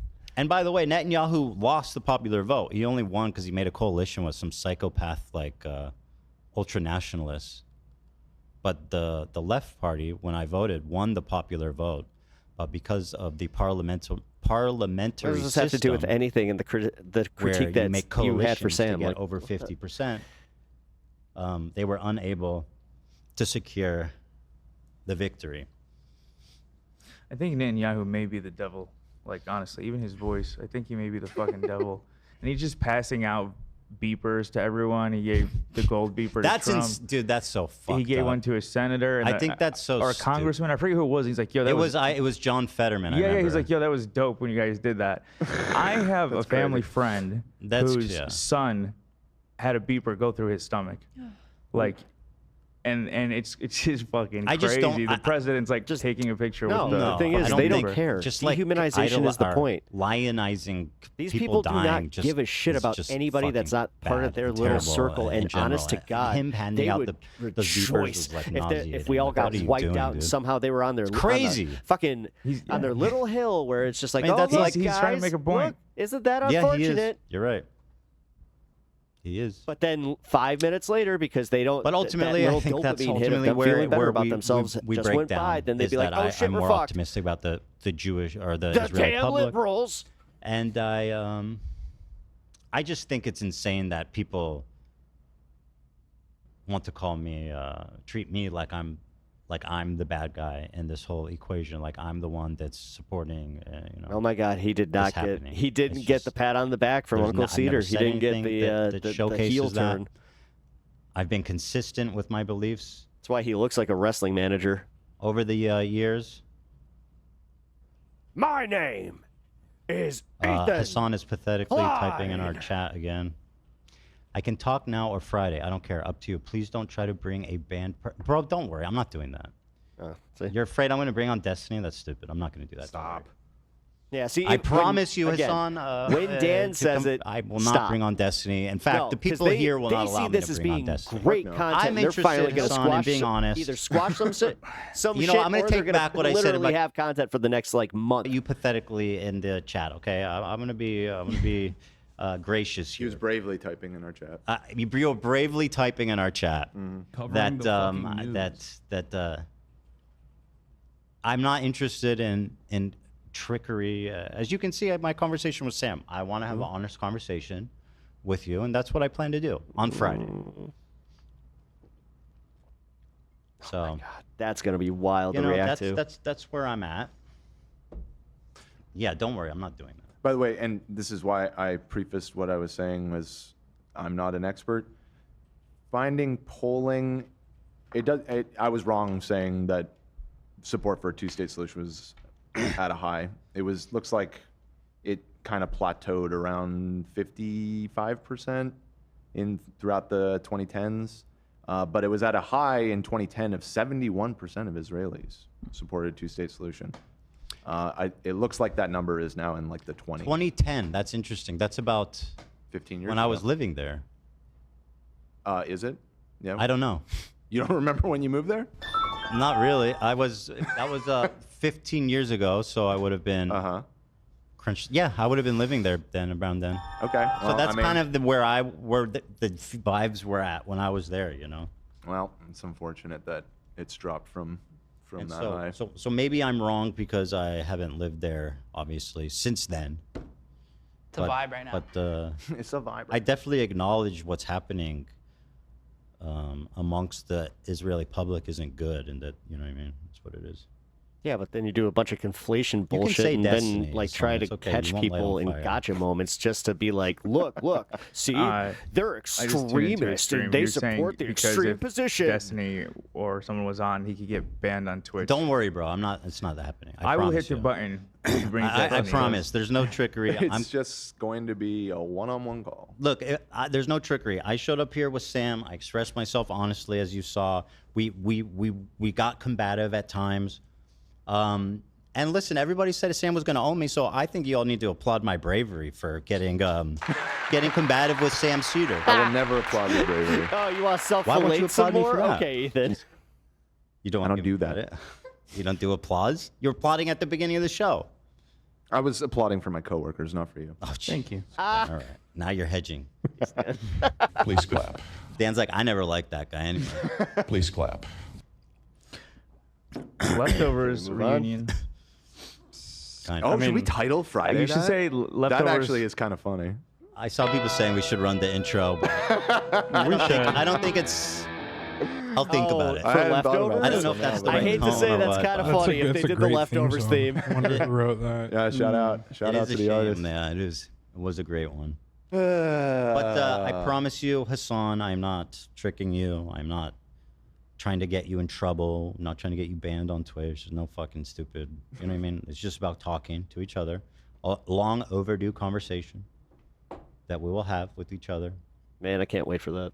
I honestly You can't. bravely type I think in our we're all chat. like, this is our pay-per-view, guys.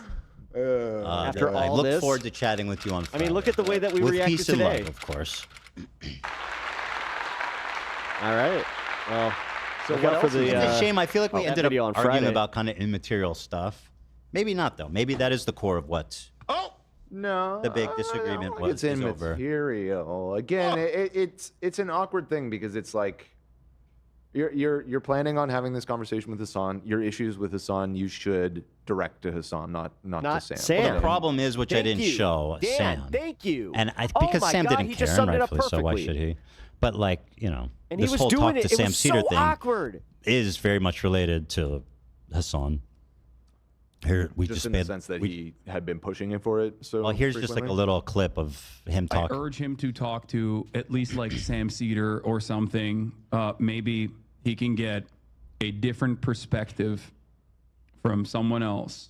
Talk to Sam Seder. I urge Ethan to talk to Sam Seder about this. The reason why I wanted Sam to talk to Ethan as well, this is Jewish people's business to a certain degree. You know, I have not talked to Sam at all. It's Jewish people's business, Jack. Oh my God. I don't think Sam felt very comfortable with the idea of him being the chosen Jew either, but he didn't really come out and say that. Yeah, I don't think He is the he chosen wanted one. that mantle. There's a reason his last name's Seder, because we never pass over Sam Seder.